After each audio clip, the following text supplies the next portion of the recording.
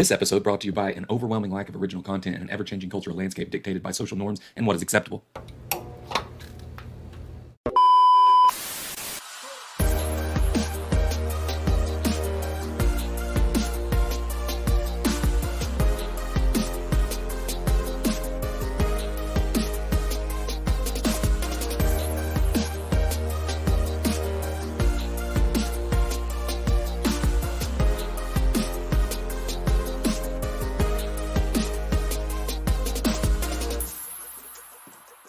Hello, everyone, and welcome to Screen Test. I am Chaz, and with me, as always, is my co-host, a man with such persuasive arguments he could sell omega-3 pills to a salmon, Aaron Milton. What? I love that. Are omega-3 pills even that good for you? Well, you know what? I don't know. Don't tell me, because if I'm going to sell these things, I need to know as little as possible about them. That's the best way to sell a product, is to just not know anything about it. I don't even know if salmon are high in omega-3s. I just know fish oil. Yeah, I think that sounds right. Yeah. As a man who just learned about omega-3 pills just a couple seconds ago, I can tell you right now they definitely come from salmon. That's where they come from, the north. Anything that goes against the current produces good fatty acids, right? Salmon. Yes. Yeah, that's exactly it, Chaz. Wow, I'm so glad that you know so much about omega-3. There's two good sources of omega-3s because there are two main things that swim against the current, and that's salmon and the Screen Test podcast. Oh, I love it, Chaz. Wow, what a selling point. Screen Test podcast, high in omega-3. Yes. That's the new tagline here. Which, Chaz, before we go any further here, you put this at the end. We need to put this at the front. Our socials. Yeah. So check us out on Twitter at ScreenTestPod. At ScreenTestPod. Check us out on Twitter. Follow us there. At us when we make a bad claim. Don't tag us. At us. You got to at ScreenTestPod and let us know where our hot takes have gone horribly wrong, which is very rare. You're not going to have to use that all that often. But if there is an instance where you do need to do that, please hit us up on Twitter. So also follow and rate this podcast wherever you're listening to it right now. We're in the spring. I've never had to do this before in the spring, but sorry about my voice. Usually this is a fall voice. And usually this is a me voice. Yeah. You're the one who has to have nasal surgery. I have to have physical surgery at this point to try and fix my issues. Chaz just has a little bit of allergies. So, no one really feels bad for him. You should feel bad for the guy that actually has to get facial surgery. Yeah, but you sound fine, so no one cares. Man, that can switch on a dime. Do not jinx it. All right, well, last week's episode was all about failed TV shows. And yes, which I'm still thinking about. Yeah, honestly, there was a theme that came up of you trying to figure out how to revive these TV shows that led to today's episode. So okay. I gave you no notes. And that's always a scary moment. That usually means I'm about to get bamboozled. So if we had a streaming service, what would it be called? I would probably name my streaming service Quibi. There's something about that name that really resonates with people. Yeah. It sticks with you, and it's something that you know is going to stick around for a long time. There's just something about Quibi. So probably Quibi. Okay, so we have a movie streaming service named Quibi, and brand new. No one's ever named anything Quibi before. No, so, that's crazy. There's no such thing as new content anymore. That is true. Everything is just buying old IP and trying to repackage it. So us as Quibi, we just went and bought the cheapest things that we could find the IP for. So I am the content manager. Quibi. Yeah, Quibi. What I do love about this, before we go any further on this, is the one place Quibi it was original. Was so short-lived. There is absolutely people listening to this that don't even understand this Quibi reference. Yeah. Because of how short-lived it was. And I also love that we have to buy the cheapest things possible, just like Quibi. So yes, keep going. I'm sorry. No, you're good. I am going to be the content manager. I decide, okay, yes and no to what's going on Quibi. You, my friend, are the supervisor, or we'll even call you the director of the reboot department. So Okay. I have 10 movies that we have bought the rights to as Quibi. I don't know how we're doing these. I'm going to give you these movies, and it is up to you to sell these movies to me as reboots. Oh my gosh. So Okay. the surrounding idea of this is I just basically went and researched 10 movies that could not be made today. Okay. I want to see how you make them today. I have a couple of rules. That basically only 2 rules. No Bates Moteling this, so you can't just call it the Bates Motel and make it a completely different movie. Dang it. And 2, you cannot change the rating. So Okay. if something like we're going to start out, I think, a little easy, and I have reasons why people say these movies could not be made today. So number 1 is The Brave Little Toaster, PG. And the reason people said this could not be made today is because it's too scary for children. You cannot just make it PG-13 and throw it back out there. But we're in the meeting. It's pitch time. Brave Little Toaster, we've got the rights. How are we doing this? Okay, so for Brave Little Toaster, we're going to go live action with this thing. I'm talking full toaster costume. Timothy Chalamet full, in a toaster costume. Full lamp. Blanky. Blanky is Timothy Chalamet. Absolutely. I want his hair to kind of flow into the blanket a little bit. I think that would just be an exceptionally good look for him. What's the purpose of Brave Little Toaster? Like, what was their mission? It's been about 30 years since I've seen that movie. What were they trying to do in that movie the whole time? Let me get you. I can tell you Brave Little Toaster Goes to Mars, but original recipe sorry. Brave Little Toaster? There's a Brave Little Toaster Goes to Mars, and we're not rebooting that film? Yeah, well, that one wasn't on the list, but you've never seen Brave Little Toaster Goes to Mars? I did not know that existed until this very moment, Jess. Oh, man. Well, if this goes well, we'll get the rights. Yes, we are absolutely, and we will. And because obviously, the people have been clamoring for a live action Brave Little Toaster. It's a big deal to them. And I want that to be very practical. I do not want to go and do a, Beauty and the Beast style. Yeah. No. I want this to be physical costumes. I think that looks the best when it's tactile and everything like that. Oh gosh, what? I am sorry, I was wrong. This was not PG to PG-13. This is G. So you can't even make this a PG movie. This is perfect. Well, do you want the description? Yeah, give me the description. What was the actual purpose of the Brave Little? What were they going for? Because they were on a journey. Yeah. To what? A group of dated appliances embark on a journey to the city to find their master after being abandoned in a cabin in the woods. That's it? That's it. So this is basically Toy Story, but with appliances? That's all this was? Yes. Okay. Well, obviously, it can't be made today because it's too scary. And obviously, this is a Brave Little Toaster. We're going to have to change the name. It's just Happy Toaster. He's just happy.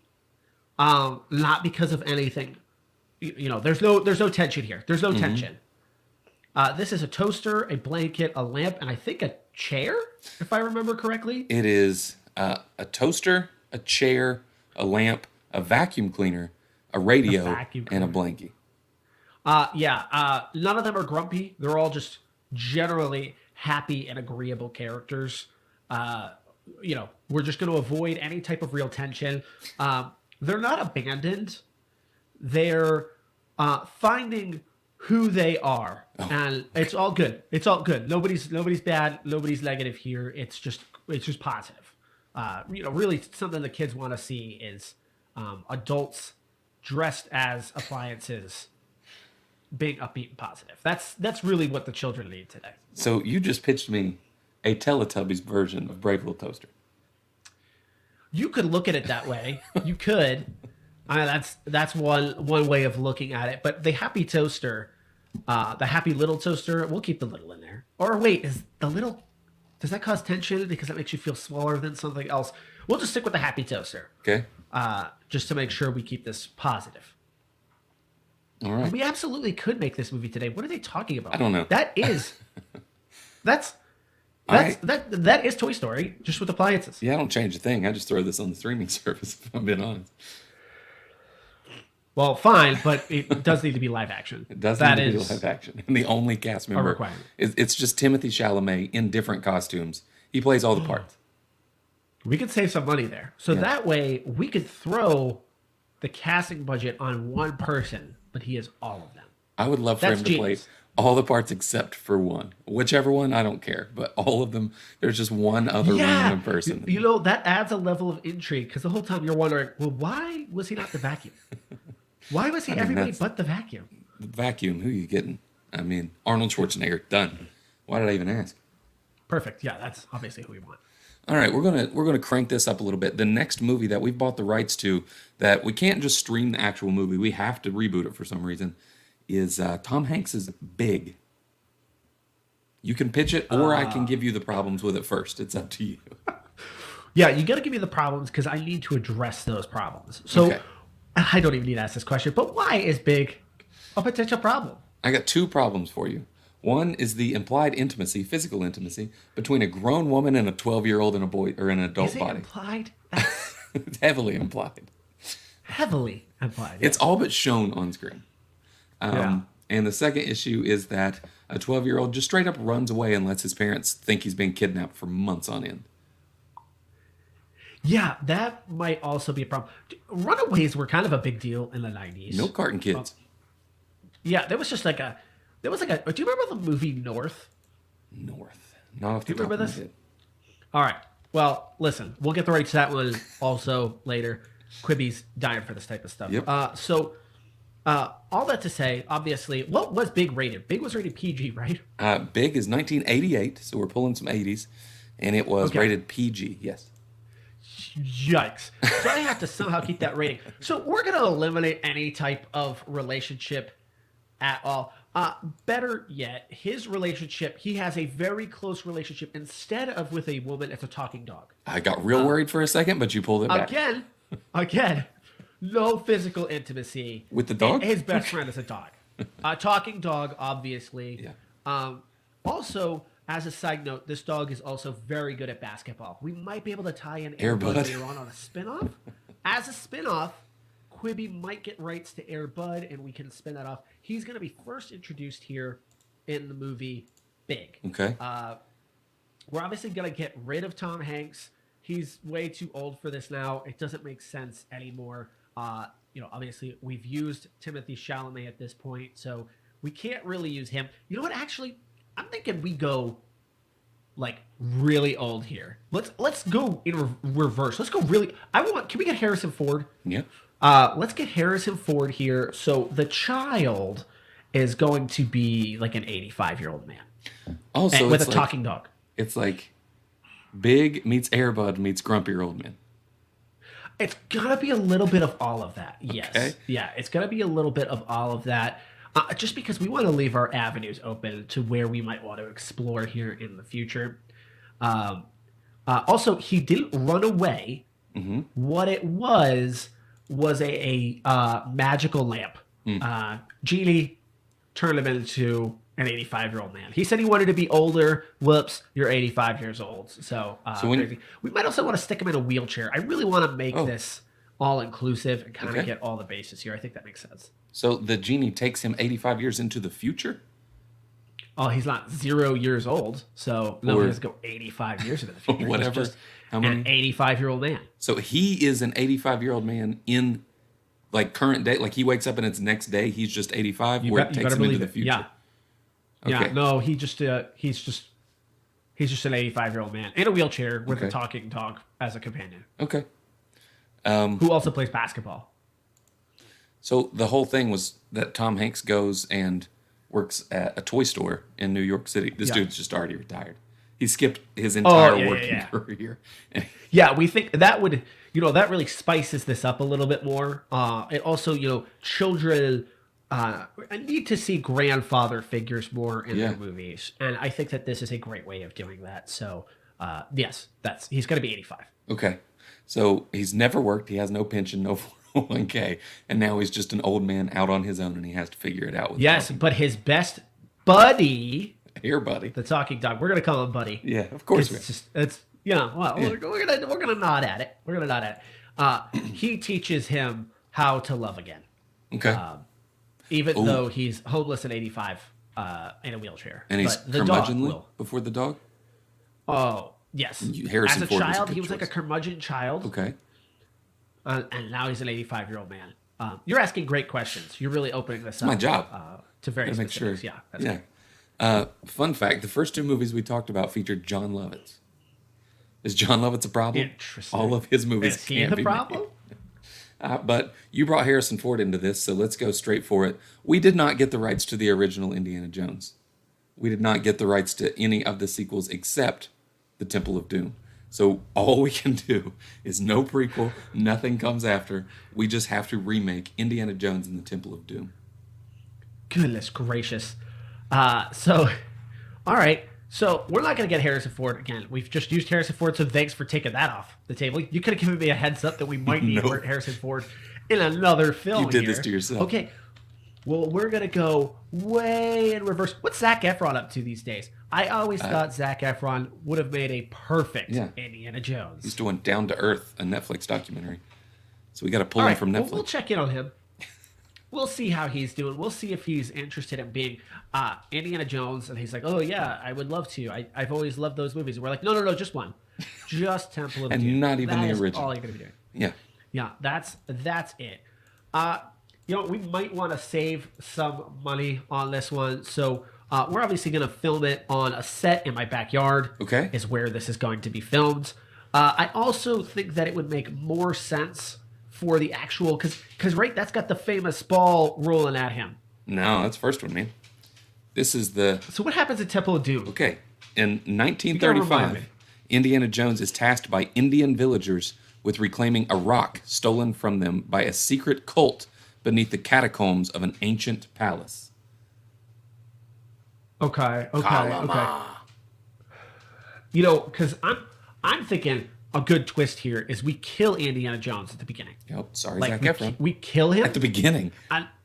like immediately. Not only that, I think in promotional materials we should just feature him. Okay. So really, just How's he that's gonna how die? we're gonna drive clicks to Quibi. What we're gonna do to drive clicks to Quibi is we're gonna rage fill people Oh, hate clicks. to go watch this. We're getting hate clicks. We are gonna hate click. We're gonna, because right, Indiana Jones is a beloved character. Yeah. Right. All right. So how can we absolutely destroy and mar the name of him? Okay. So we're gonna immediately kill him. The rest of the movie is just gonna be about how awful of a person he was. Yeah. And how everybody's so much happier that he's dead. Okay. So he was a racist. He was Yeah. a misogynist. He was just generally, he kicked puppies when he felt like it. Just really just destroy the name of Indiana Jones. So really the Temple of Doom is going to be like this figurative, like that's just what he was. Just a giant Temple of Doom. He was awful. Okay. And that's really going to be what the movie's about, is mostly just about all these characters that just hated him, talking about how much they hated him. There's no real conflict there. Yeah. But it's just going to be something that, like, everyone will be like, I went to go watch the Indiana Jones reboot. They kill Indiana Jones, and then they never go on an adventure. They just talk about how much they hated that guy. And it's going to be really meta. We'll do a lot of fourth wall breaking, where we're like, were you the problem? Yeah. And look at the audience and really like point fingers at them like, you made Indiana Jones awful. It's your fault. I'm thinking that this makes the most sense for this movie. Interesting. I have 2 questions Okay. and a comment. My first Okay. question is, how is Indiana Jones going to die? Probably like a nuke. Oh, okay. 'cause- And there's no fridge to hide in? No. Well, that's going to be the twist. That'll be the twist. The initial twist is, we've seen this before. He gets in the fridge. The nuke goes off and actually blows up the fridge because that's how nukes work. Right. And he dies. So you're going to assume, well, I've seen this before. The guy gets nuked. He apparently goes, 900 miles into the sky, slams around on the ground, and just kind of looks a little dizzy when he gets up. No, this time annihilated. Just dust. Just immediately dust. Okay. And you're like, wow, that was kind of strange. And then everybody's like, I'm so glad he got nuked. That guy sucked. And that's the movie. My second question is, this is the movie that features Short Round. So who will play Short Round and what will his role be? Well, Short Round will be one of those characters after that is talking about like, oh, he was awful. I hated that guy. He was. And keep in mind, Zac Efron is still in this movie. Like he is Indiana Jones, and then within like 5 to 10 minutes, he is nuked. Yeah. And gone for the rest of the movie. So Very short cameo, very short budget on that. Now, Short Round is going to be played by, I'm thinking around a 420-pound man. Okay. I just think, again, visually striking. Obviously, the whale was huge. Yeah. I think we should really capitalize on that as well. So what you're saying is the original Temple of Doom really emphasized the short in Short Round. You're going more for the round in Short Round. Well, it's funny because you're like short round, right? And then he's huge. So it's Tall like, round. it's funny. Yeah. Yeah. Okay. So my statement is this movie has to stay PG. Okay. So great point. All right. So he wasn't like, okay, he wasn't like a racist and a misogynist. He wasn't that. He was just like a really mean person. Okay. He was really, really mean is what he was. And the nuke, him being vaporized, isn't visually shown. It's just kind of alluded to. So It's like- don't worry about that. That's all covered. It's like all the stuff in Big. It's just alluded to. Exactly. All right. Well, Indiana Jones and the Temple of Doom is said to not be able to be made today because of representation of Indian culture. Your story doesn't even touch that, so No, we are miles away from that. Yes. And graphic images of murder, which just happen off screen apparently. Yes, it'll be always off screen. And in fact, we can even fix this. Like, one of the reasons why he got blown up was because of the misrepresentation that he was pushing. So even better. We fixed the past mistakes. The whole monkey brain scene of being a delicacy, it's gone. Okay. That's why he's blown up. All right. This is Indiana Jones' fault. He's got to go. Number 4. I'm interested in your take. It's a comedy. You can do a lot when it comes to comedy, right? How about... Hello? Can I help? A dog just pops up next to your face. Like, hello? Got the other one's attention, too. Why can't I jump up there? How about the... Just... Should be an Oscar-winning movie, White Chicks. Why did you have to pick White Chicks? That's not even honestly, I don't think that's the worst one on this list. Okay, so obviously everything about this movie is a problem. I probably can't say white and I probably can't say chicks. Yeah. So we're just gonna call this Beige ducklings. Can I say women? Women. Just women. Ladies? Girls? I don't know what I can call Everything this you said was but offensive. we'll figure that out. We'll figure out a safe to say word there. So I don't know what we're gonna title this. We're not, but it's gonna be. We'll just call it women for now. Okay. This is obviously rated PG-13, and this is gonna be your classic girls trip. Okay. This is a classic girls trip, but one of the ladies gets sick and dies. Oh. But that gets them into a bunch of hijinks here. Yeah. We're going to keep this really, really safe. This is going to be very diverse. I should clarify here, we are going to have at least 9 races represented in this movie. Okay. At least. Races or racists? Races. Okay. Not races. Just making sure. Okay. And we're really going to hit on all cylinders here.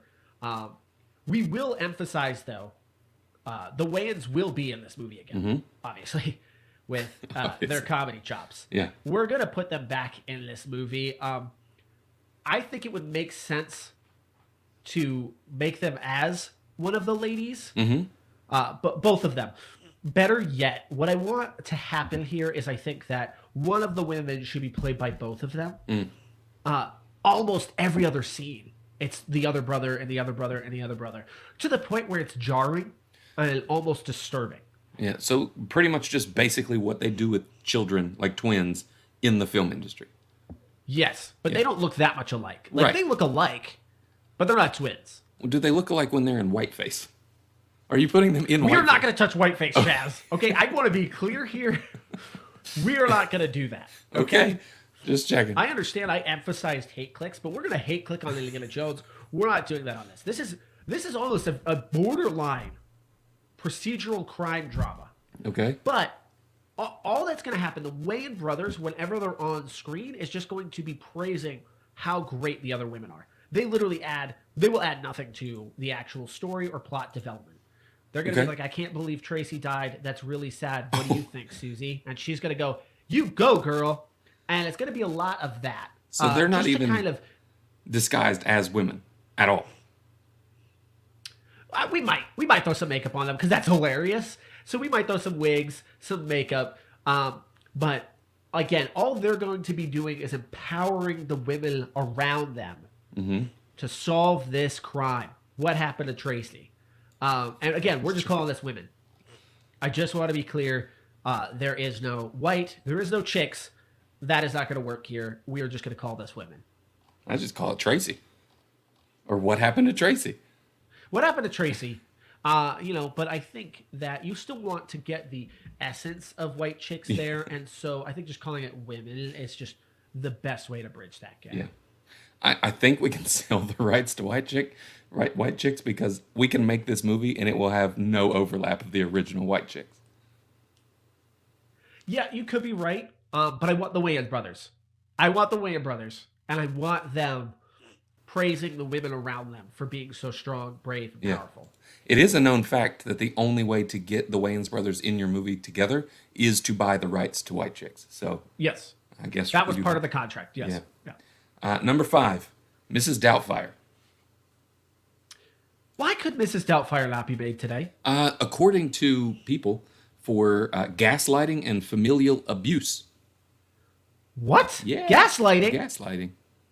That's like a reason not to make movies now? I guess.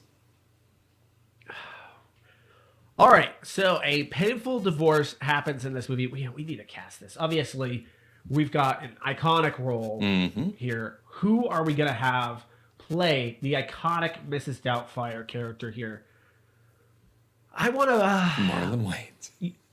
No, you know who I see here? I see somebody that's just got the comedic chops to really pull this thing off. And could really just dominate this thing in Liam Neeson. Oh, okay. So I think Liam Neeson in this role would be perfect.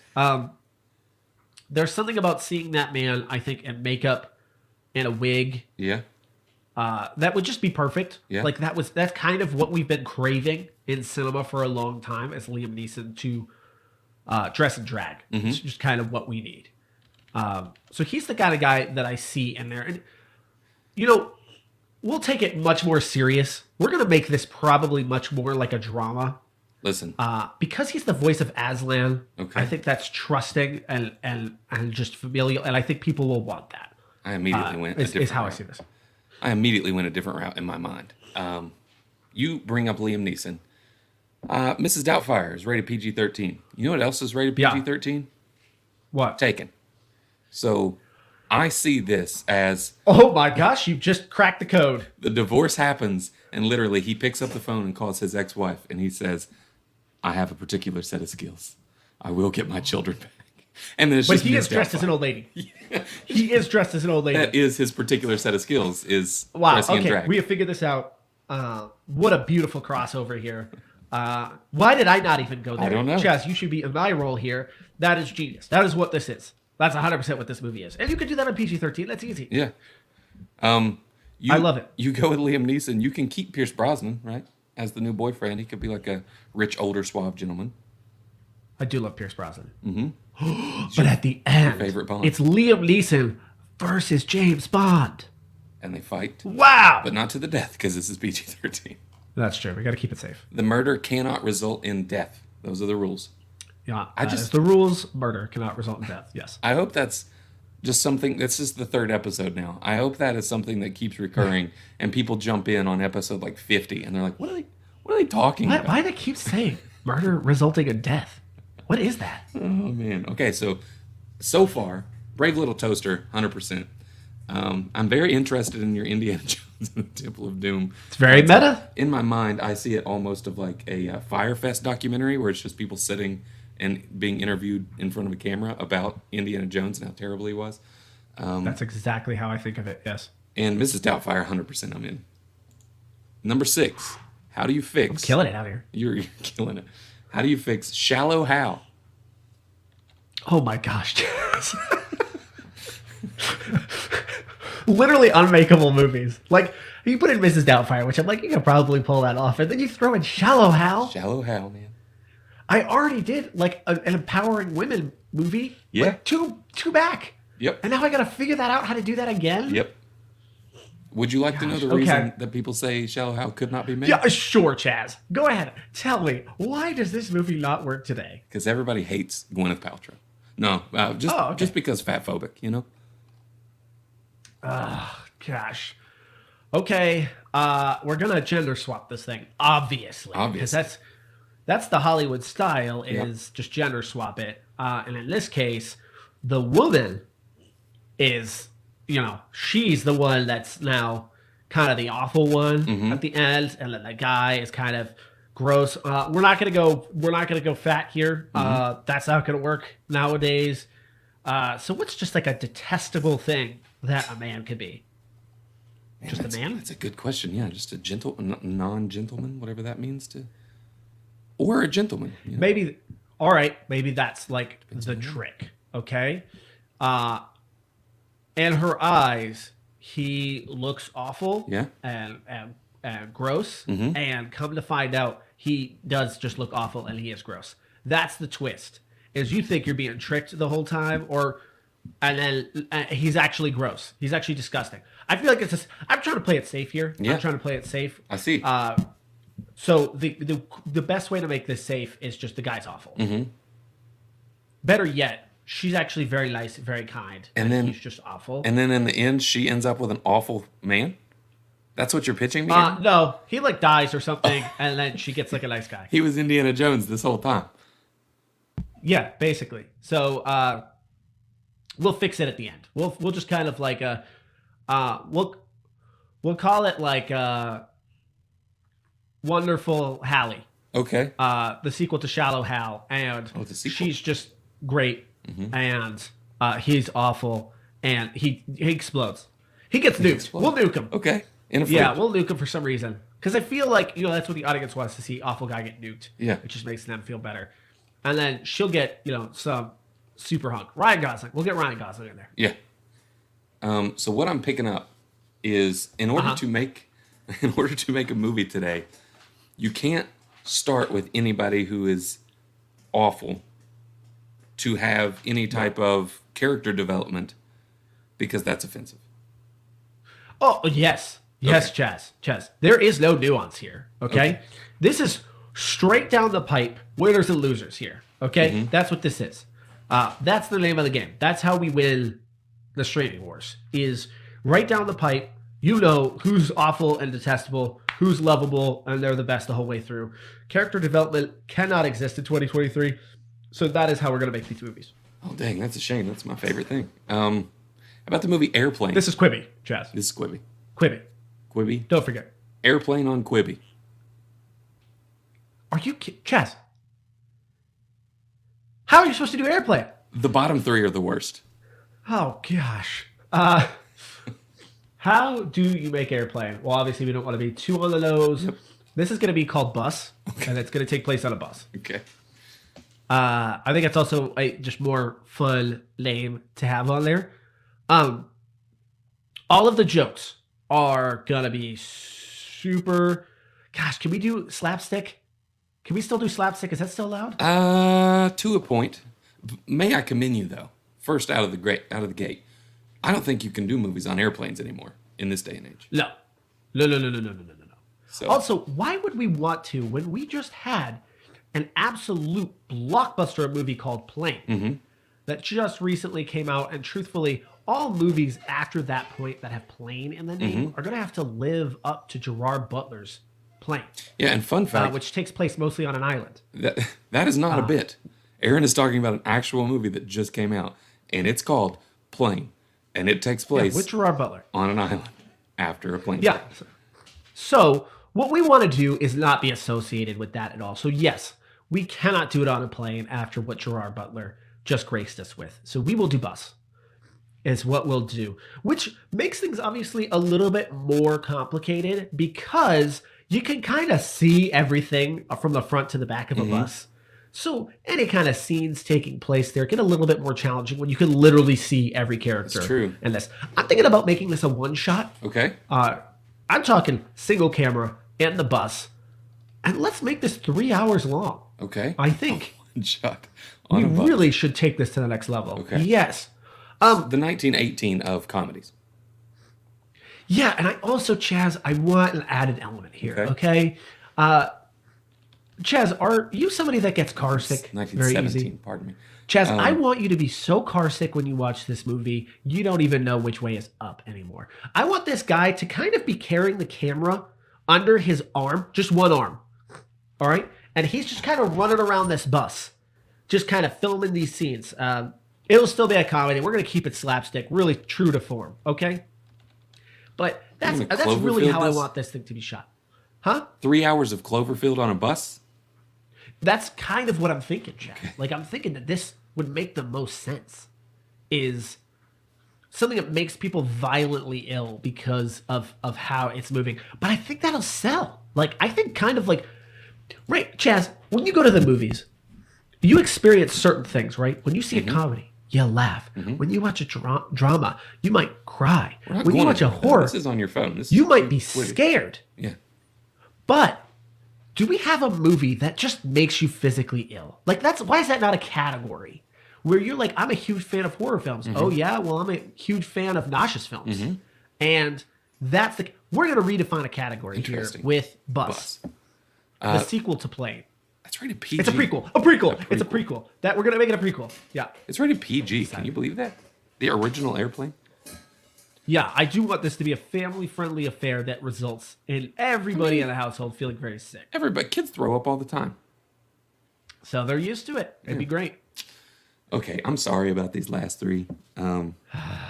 I tried to pick ones that I knew you would know so you didn't have to do any research because I was definitely not giving you a heads up on what these movies were. No, you were not. I am doing this off the cuff, if you cannot tell at this point.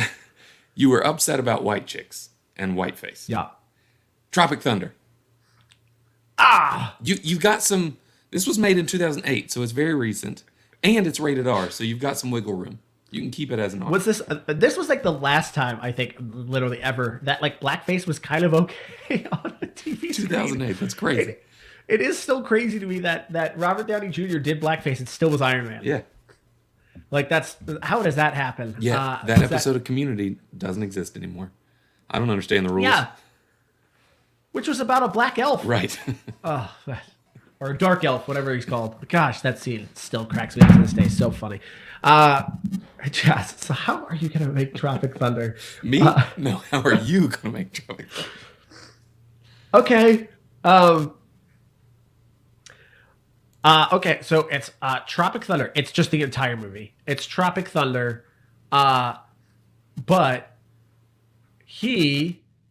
Robert Downey Jr., we'll get the whole cast back. We'll get the whole group back. Robert Downey Jr. said he's really looking forward to doing this again.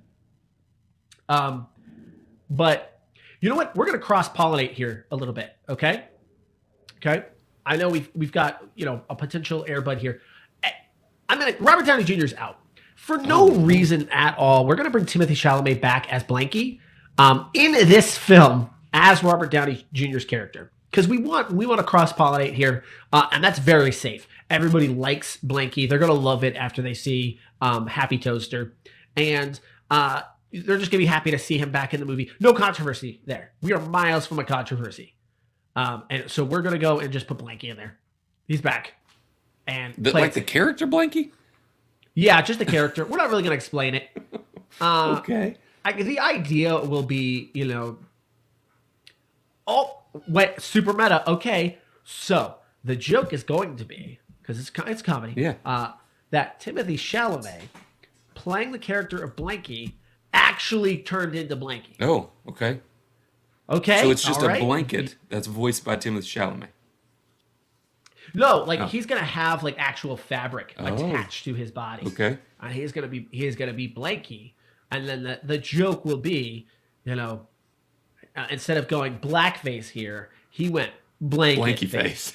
And now in this movie, he is a permanent blanket. Yeah. Oh man, I can't believe I solved that crisis. This is that is what this is gonna be. It's a very, very meta joke. One, fantastic, and two, That's so inside Quibi. They don't even know.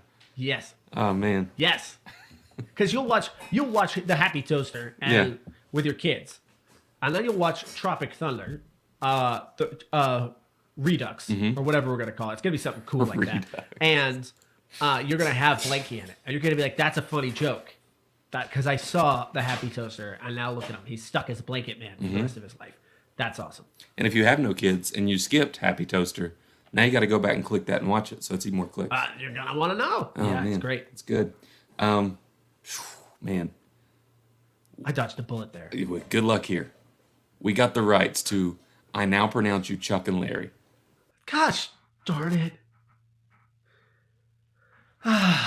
Okay, Chaz. You know what we don't have on Quibi right now? Anything. We just bought the rights. No, Chaz. I've now created different genres. I honestly, at this point, I think I've redefined movies as a whole. So Chaz, what we need now is a documentary.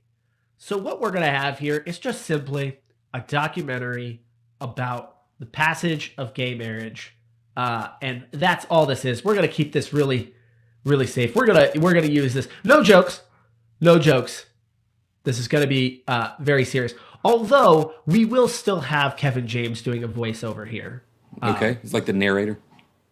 Yeah, in fact, I would almost appreciate if him and Adam Sandler apologize for making those types of jokes at the beginning of the film, and that it's a documentary style voiced by Kevin James. Okay, so we have to find a couple named Chuck and Larry to make this thing work, right? Of course. I mean, that would make the most sense. So I think yes, it would work to do that. Yeah. Man, you said... And it's going to be a documentary. It's going to be an absolute great documentary. People are going to love it. We're probably going to win some awards. I think you saved that one pretty quickly. You got some time. Figure it out. Your last one is Blazing Saddles. God, Chaz. We got the rights. I can't help it. I can't help what we could afford the rights to. It was either this or The Hot Chick. Remember that movie? Do I? For a while there, that was like one of those like guilty pleasure comedies that I absolutely loved. Mm-hmm.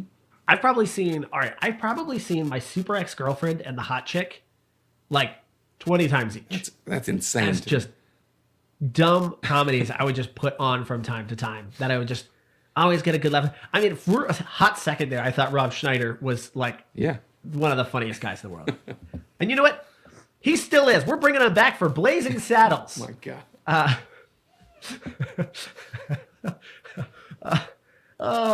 Just picturing Rob Schneider and Blazing Saddles. It's just very funny to me. So what was Blazing Saddles is rated R, right? Oh, let's look. While I look that up, I can tell you that my note for this one just says, no matter how you make this movie, somebody's offended.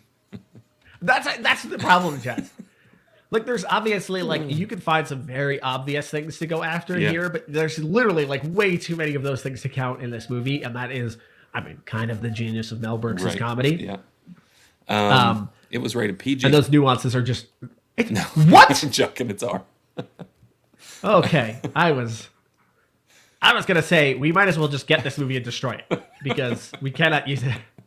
We can literally do nothing with this. It is impossible. It is legitimately impossible to make. All right, so here's what we're going to do, Chaz. Okay, so Quibi has a little piece of everything here. We're just going to make Blazing Saddles the sketch comedy show. Oh, okay. Okay? We're going to make it a sketch comedy show. Just with only acceptable, classy, highbrow jokes here is what we're going to do. Okay? And we're going to go toe-to-toe with SNL.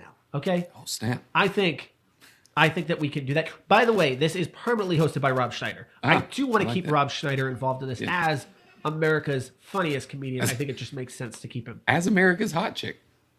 As America's Hot Chick. He deserves that spot. So I believe that he should just host every episode. And that will kind of be like, unlike SNL, where you're like, I have to watch this guy this week. You'll be like, I get to watch Rob Schneider every single week. You'll immediately feel that energy. You will. The only thing that comes to my mind is making copies, and it makes me nauseous. So every week of making copies. So I that's what this is going to be. It's going to be Blazing Saddles, the sketch comedy show. And very funny, very classy, very highbrow, very Rob Schneider. All right. Out of the gate, we're going to try to compete with SNL, which has been around for almost 50 years and is on its dying We're not going to way. hide that either, Chaz. We are not going to hide that. We are going to come out and saying, we're coming for you, SNL. Probably with some ads with like Rob Schneider, and he's got like his fists up like he's about to fight, and he's like, SNL, you're next. And we're really not going to hide that. We want the comparisons immediately out of the gate. Okay. That like, wait, Blazing Saddles, the sketch comedy show featuring Rob Schneider. Watch out, SNL. We want that. We want that comparison immediately. It'll be good for us. Interesting. Thinking about this, I feel like I didn't need to buy the rights to any of this. We could just make everything you pitched and be perfectly fine, except for maybe Tropic Thunder Redux. Yeah. That one, you definitely did the Timothy Chalamet as a blanket. That just makes the most sense. Yeah. Well, they said it couldn't be done. They said none of these could be brought back. And Aaron, you've done it. 10 for 10. Subscribe to Quibi on your phone right now. Yeah, I would. Please, is Quibi still a searchable app? No, there's no way. Like, I mean, that content went somewhere, right? It's not just, it just didn't just disappear. We inherit the rights to all of that content. Oh, yeah. I've always wanted the rights to Quibi shows. Maybe those Quibi originals were something people are clamoring for. We'll have another episode of how we're going to reboot all these Quibi shows.